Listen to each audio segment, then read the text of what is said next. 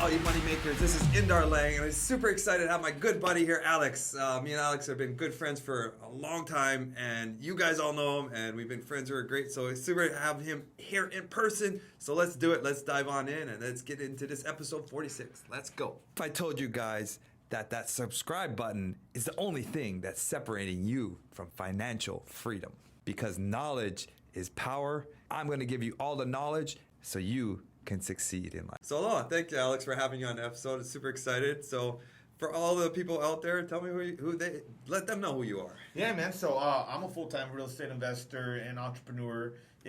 Primarily do deals in Southern California, but I get to live in a couple places, and one of those special places is in the state of Hawaii. Yeah. So I have a place in Oahu and then also on Maui. But yeah, I fix and flip full time.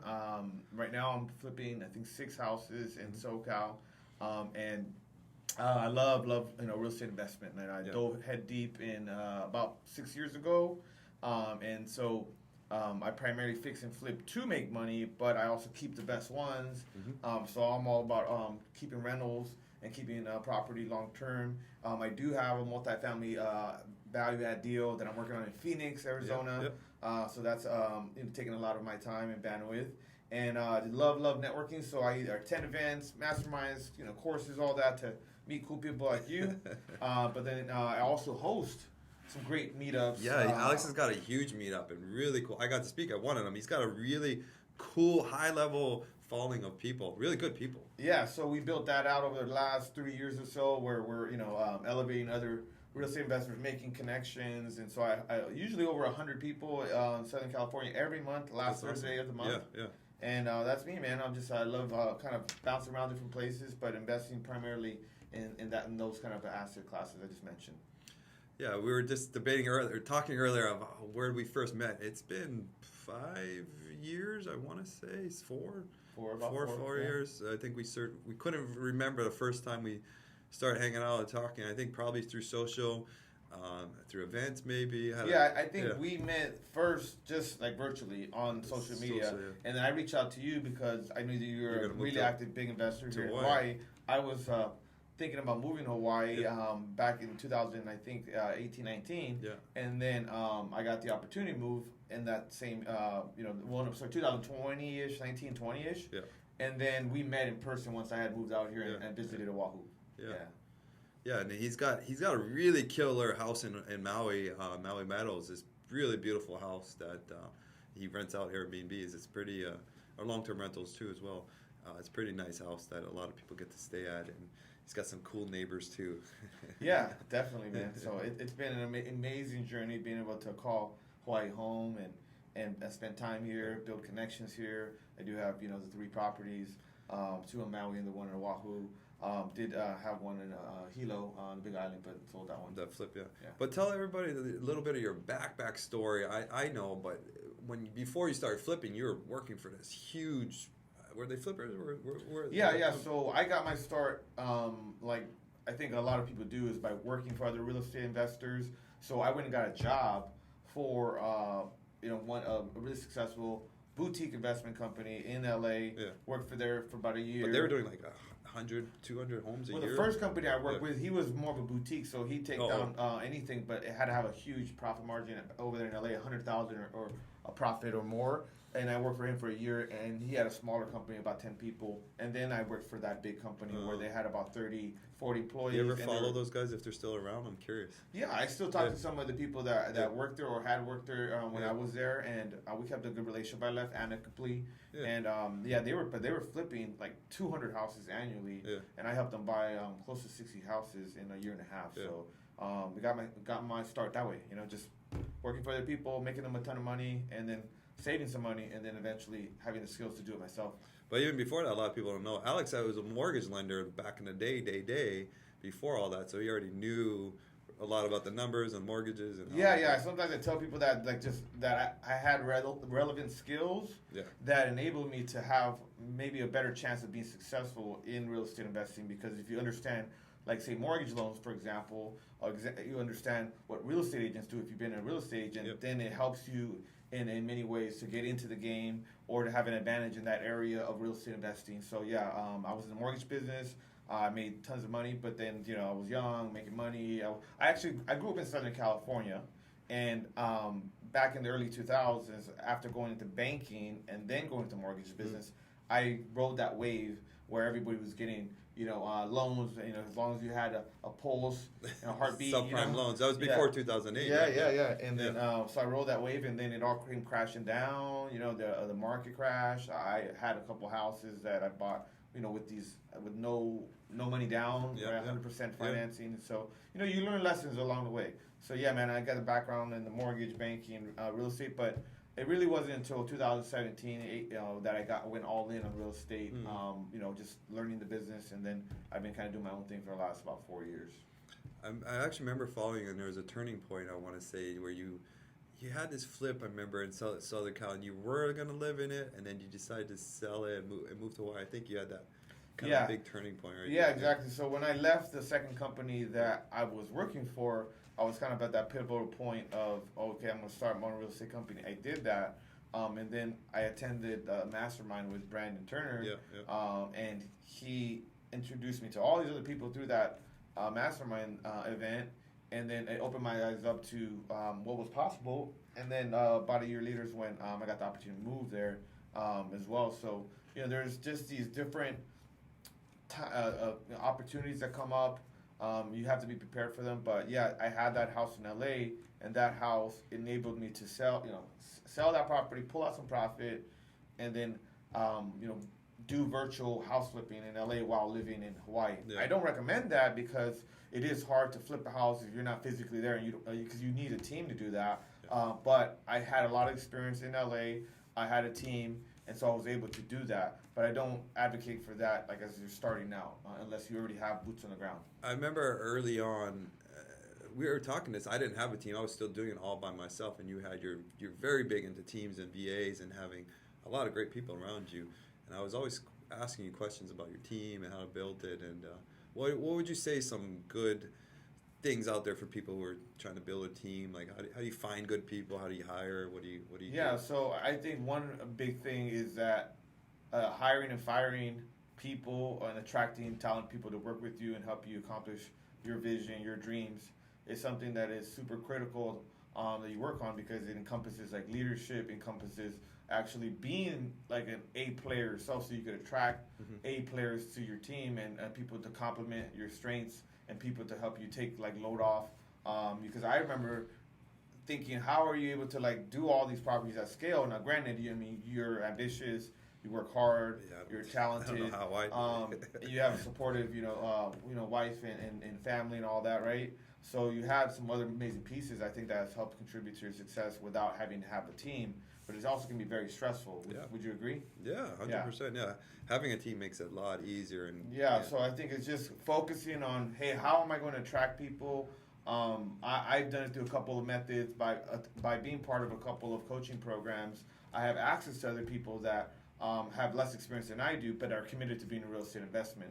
And so then I've attracted people through some of these coaching programs, through some of these attending events and meeting other people. Yeah. And then also I've focused on, how do I become a better leader? How do I think of my team members and help grow them and push them and multiply their outputs? And so I've read books on it. I've constantly studied other like leaders that I respect, that I see that they're growing their teams. So just making a commitment of saying, hey, you know what? I'm not going to just do this. I'm going to have some help here, so that way I could get better at what I'm already doing. So I know that I'm awful like in spreadsheets and detail-oriented work and a lot of the things that like have to do with project management, because I don't have a construction background. So I really do my best to put other people that are talented, motivated in those roles, because otherwise things like that take my energy. And whenever you're trying to accomplish something big, you need all the energy you can get. Yeah. Yeah, and to have right people to help get away the stuff maybe you're not good at too is really important. You're not good, you find your weaknesses and you give those traits away, and it allows you to be great at what you're great at, and then have your team members to be great at what they're great at is really important. Absolutely. I'm on that phase right now. We built a team for years, and we keep trying to build it better and cultivate it, and I think we're at that phase again where we're trying to build a really amazing team and let the business build itself after that. Yeah, because so many of the problems that I've noticed that we encounter as investors and business owners is people related, right? It's obviously there's also things come in financially and all the other things that we're working on, but so much of what we do is attracting and training and hiring and keeping the right people You ever around feel us. like there's the ebbs and flows, like you get these ups and downs when your team's running smooth, everything's efficient, you really have this great feeling like my team's killing it, you have this great feeling, and then when shit falls apart, you're like, damn, man, I gotta stress and build it again or whatever. It's very fulfilling to see team members grow from once you hire them to where they're at, say 6 months, a year. They're completely different people. Their mindsets change, the skills that they have improve, and they acquire new skills, and it's pretty cool to see that. Yeah, it's almost like your kids. You're like you see them grow, and you see how much they've learned and come so far. A lot of people, and sometimes I don't think they realize how far a lot of people have come. Compared to it's pretty satisfying as a business owner to see people grow. Yeah. And then talk about doing it from far. You do things from afar. Often you're traveling. You're doing things overseas. You're in Mexico and you got your teams going. And I think we had a great conversation one time. We're in Maui. We're up in Paia, and you had your contractors were really solid. You had a solid contractor really doing a great job for you. Yeah. So as I mentioned earlier, I get to live in Hawaii, Mexico. And I invest primarily in Southern California, and we have that apartment building in Phoenix. But all of that is made possible is because one is that I kind of set it up where I have some form of office or some setup that's almost identical in all the places I am. So, for example, in LA, I have a house, and I have a standing desk, and then like a dedicated office room. At the house I have there. And then in Maui and also Mexico, like I essentially have the same thing. When I'm traveling to other places, I'm just kind of accustomed and used to like delegating and having these weekly meetings with my team, and then getting the work done no matter where. Level 10 meetings. So I have these like meetings every week, and it doesn't matter what time zone I'm on. I'm generally going to be on that same meeting. So I think I've developed certain like habits, routines around the travel because I would prefer to be able to be in different locations whenever I want and have that kind of freedom of location. Where other people maybe like they really feel like they need to have roots and just I can't be outside of my my comfort zone, or I can't be outside of my nest and where I'm home all the time. So some people really are very productive there. It did take some time, I'm not gonna lie, for me to develop the mindset of like, hey, it doesn't matter. So if I'm in an Uber or if it's an important phone call, like I'm gonna have that call. Where other people, they need to be in an office to be kind of in that work zone. Where I've just developed this mindset that it doesn't matter where I'm at, I'm just gonna have to get the work done. What does your team look like today? What's some of your key role people you have? So I have somebody in operations, so they're operations managers to just help all the back end stuff. We're fixing and flipping a couple dozen houses a year, so I mean they're working on all the different things that have to do with operations. I have somebody that's in project management, so there's two project managers and two project manager VAs. So they kind of just all work in some form of the project management, and then the other acquisitions department, I have 4 people, 2 part-time, 2 full-time people that are working there, constantly making offers, constantly negotiating with sellers, constantly following up with hot leads. So that's a critical part of what we do. And then I have also a personal assistant that tends to travel with me. Shout out to Michael. He's been an all-star and helping me with all the personal things that pile up that are not the best use of my time. Yeah. I think I would love to have one of those because there's so much little things you have to do and these little things of the business. Yeah, you ever heard that term like a death by 1,000 cuts? Yeah. I feel it's like that. Yeah. That if you're a business owner, entrepreneur, investor, and you're really busy, all these little things slow you down. Going to the grocery store and then driving over here for these little errands. You're getting pulled in all these different directions, including business. Exactly. And then you're sitting there like doing something, and it might only take, say, 15, 20 minutes. But if you're doing that, then you're not doing something that's worth a lot more to you as a business owner.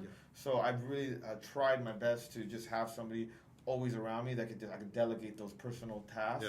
I've actually given up for the most part driving as much as possible because I just found it's a task I don't personally like. You can do a lot more, and I can just work more when I'm in the car and stress less. So that's all right. I need one of those. Can you get some buddies for me? I need one of those. I have a friend actually, dude. That's all he does is he has a personal driver in LA. Like Legacy is his name, and that way he can work in a laptop in the back of his car. Yep. On an hour drive, you can do a lot. Yeah, and then I think particularly in Southern California with as much traffic is there and everything, it burns you out being in that traffic, and it just puts you in a bad mood typically. And so I do everything possible just to be productive in the car and not like stressed out. That's awesome. I find myself getting frustrated actually sometimes when I'm not doing things that are productive. I'm dealing with this. Whatever stupidness. Right now, somebody's locked the keys in the house and they didn't put it in a lockbox, and now we can't get into the house. Like, why am I dealing? And that's why I talk about systems and processes, right? Because there should be some type of protocol for all the things that are productive or things that in your business. Yeah. And so I've geeked out on that in the past. I'm not a natural systems thinker. I'm more of like an idea guy, visionary type of mindset. But I found so much value from just deconstructing the things they do well for my team members and say, hey, what part of this can I just hand off to you? Yeah. What part of this can we make better? So I can't say I figured it all out for sure. It's an ongoing process, but it's certainly something that I think a lot of entrepreneurs don't adopt, I think, fast enough, of this idea of like, hey, I have to systematize my business as much as possible so that way I can grow it, and then not only that, have consistent results as well. Yeah. What do you think the differences in your deals? You have deals in mainland, deals in Hawaii. What do you think are some big differences? I think. I think that there's it's all a numbers game. But what do you think? I think every market is a little bit different, so you have to play to the strengths of that market. So, for example, in Hawaii, I am not trying to acquire property to cash flow because it's typically not going to hit the same numbers as you can in the mainland.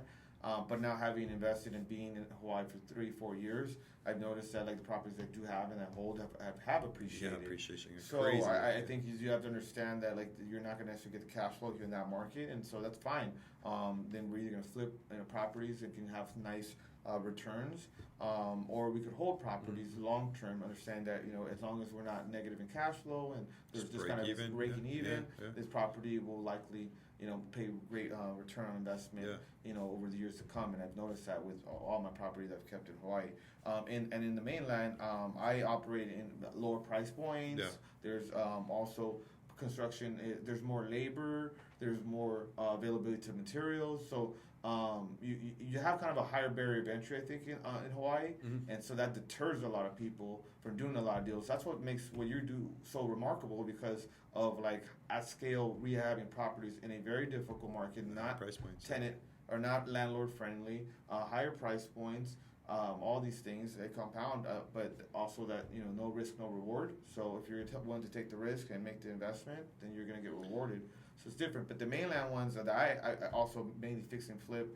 Also, just this is my business model, right? I fix and flip cosmetic entry-level houses. Some of those do work out for cash flowing rentals, and I keep them because we got a great deal on them, and we're able to lock in some good long-term financing or terms on the financing for that property. Or we just make a nice, healthy, consistent profit, and then we invest into other potential long-term investments like the 18-unit value-add deal in Phoenix. Yeah. So yeah, that's kind of my thing. Is like, hey, I don't try to put every single strategy on every market. They're all a little bit different. Yeah. I also wouldn't be buying just for appreciation in certain parts of SoCal, because I know SoCal very well. There's some parts that might not appreciate as much, and there's parts like the house I have in Hollywood. I want to keep that long term because I know that I got a great deal on it. I have good long term debt on it, and I know that it will also appreciate. Yeah. Exactly. Whereas other parts of LA or Southern California just don't have that same potential as Hollywood. So I'd rather flip that. Yeah, appreciation's huge in a way. I mean, your Maui Meadows house, I remember looking at that house. I was like, no way, those numbers didn't work. But man, you hit it right before a huge swing in the market. Yeah. And now that thing just keeps flying up and up, and just for that area alone too. I mean, they say don't try to time the market. You can just time in the market. Or you get deals at good enough terms and price. Well, then you're able to hold it long term. Maui's going to probably go up and probably a lot right now. I wonder if there's not enough housing now. But so we have a last question section. We have investor inbox. We do questions from our people out there, and Kihei asked, I'm a bit on the shy side. I just don't know what to say during a meetup, or what could you recommend for those who are more introverted but want to make those connections at these meetups? So Yeah, I got great advice for that because I've networked a lot and I found deals, I found team members, I found private lenders, contractors at meetups. So I'm a huge fan, but you do need to go with the plan. So my suggestion is number one, identify kind of what you're bringing to the table. Like do a quick inventory. Like, hey, are you skilled in this area, or do you have people that are in certain trades that can help investors? Like, what is it that you might be able to bring to the table? And then also have some sort of 30-second elevator pitch or some type of explanation of what you do, what you're about. Yeah. Hey, I'm Alex, and I fix and flip houses, and I'm always looking for these kind of houses. What do? Something pretty simple that because you're going to be saying it over and over again. And then I typically like to ask two questions when I'm talking with someone. Sometimes I don't get to both, but because the first one we go long-winded and then connect and exchange information. But I'll typically ask, so what's like your biggest challenge right now? Yeah. And so I'm finding out what's someone's problem. And I know you like that. So then now we can get down to the the nitty gritty, the challenging part of what they're up to. And sometimes I can help with an introduction, some advice. Any of the above, and so I'm looking to see what I can do to solve problems for somebody. And then secondly, I'm like, hey, what's really winning for you? What is the greatest opportunity, or what are you most excited about right now that you're working on? So that we can kind of elicit some type of information about what they're up to that's working for them. Good, and that's perhaps awesome, it might work for me and my team too. So that I think some simple tips there. It's for kind of the yin and yang. What's your weaknesses and what's your strengths? It's kind of. I love those two sides of the because then guess what? They're gonna ask me too. Well, my biggest challenge are sometimes, and I'm like, all right. And if you're taking action, you're a deal maker. You're doing stuff. You're gonna have some challenge. Like, hey, I'm looking for this. And that person might help you. Know somebody that can help you. I've recently been very vocal about wanting to have someone run my operations in SoCal and to be more on that side of things because it really takes a lot of energy for me to be in the dirty details. I prefer to work on other things in the business, and so because I've been more vocal about that, I've been getting applications. I've been getting some applicants. I've been getting some genuinely solid prospects of people that could potentially take on this role that I'm looking for right now. But it's because I've been vocal about what I'm looking for, and because it is a challenge.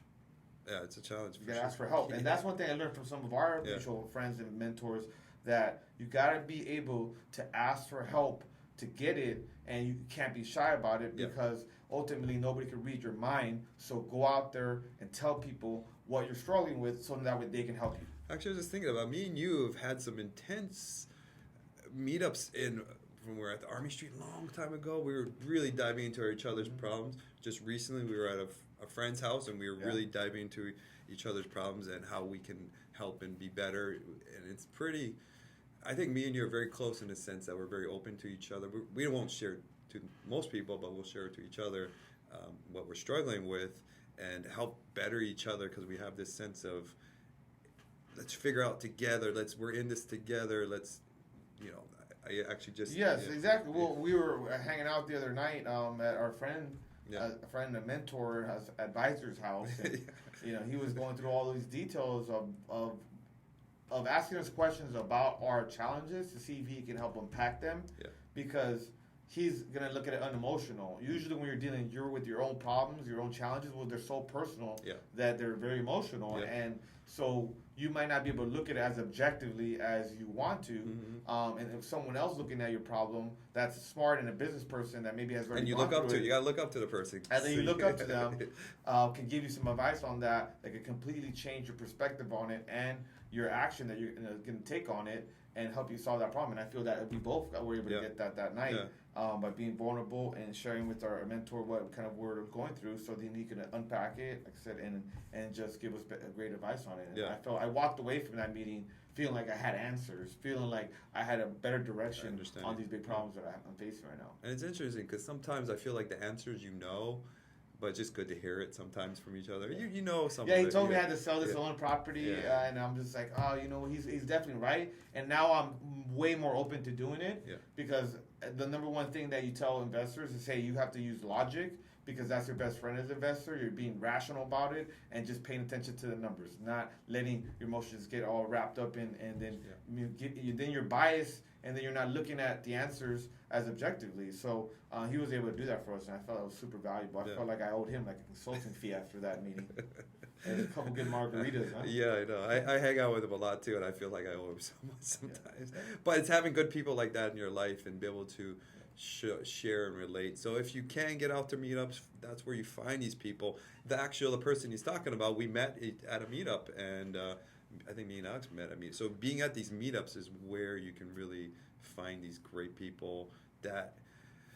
We're part of Brandon's group, and I feel like in Brandon's group, everyone's got that same entrepreneur mindset. They have that same business growth mindset. They're all real estate investor guys, and we just click so fast when you're around like-minded people who are sharing the same struggles, who are sharing have the same growth, have the same energy, have that same pattern in life, and you just really click fast with people where you're like best friends without even barely knowing somebody for years. Absolutely. Yeah. And just these connections are really valuable because you could talk openly, man, Yeah. rather than talking with someone that's on a different level. I mean, those conversations are different. Yeah. I think just as valuable because then you're helping pay forward. We're like, hey, you're talking to someone brand new, so you're like, all right, let me give them all the. But even if you are brand new, you find out other guys brand new, and you guys can share and work together. You know, so very true. You grow together with those groups. That's what I did. I was part of a mastermind. I didn't know nothing, and they didn't know nothing, and we learned together and grew, and then I just get into these different mastermind groups. Yeah, I heard it put one time by somebody I used to follow that it's advisable to spend 33% of your time with people that are below your level, so you could help them up. You 33% of your time at people at your level, and then 33% of your time, at people that are above your level. And I don't think you could realistically do that all evenly, but I found a lot of value of having that in my network, where I have a wide range of people in my network. Some people beginning, some people that are worth tens of millions of dollars. Yeah. So like I like to learn from all of those people, or help all those people, and or connect with all of them. There's abundance. There's enough for all of us to succeed, guys. So the last part, event of the week. Do you have any big events? You just had some great events actually come up. Do you have any new events in plan? And also, are you trying to raise any money for any specific deal you want to? Yeah, so great question. So, I do host a monthly meetup. The next one is going to be at the end of August. I think it's the 30th or 31st. And that one's going to be hosted in Phoenix at the 18-unit apartment building. So nice. we're going to have that. That's going to be fun. Show people that project and the progress it currently has right now. Yeah. And then for that same apartment building, we're still looking for some investors on that deal. Yeah. And then I'm always fixing and flipping in LA, so if people want to reach out to me and want to be part of some Southern California basic fix and flip deals. Yeah. We're always looking. So anyone in Arizona, his next event he'll be in Arizona. You should come check it out. He has some really great people there. And I think they're just shy of raising enough for that particular deal. I think it's like $200,000 or $300,000 more. So get involved in his deals. He's great. He's got some really great deals. And check out his events. His events are great. I would go to him if I could. It's a little more. Well, we had, like I said, we had two amazing events. One in Oahu, one in Maui, went to the Oahu. And then but usually it's stuff in Southern California. But what I found is that since I'm investing in these different areas, I want to constantly expand my network and connections in these areas, because it's actually harder for me to do any type of remote work here in Hawaii than it is in the mainland. I have a lot more resources, team, all that in the mainland.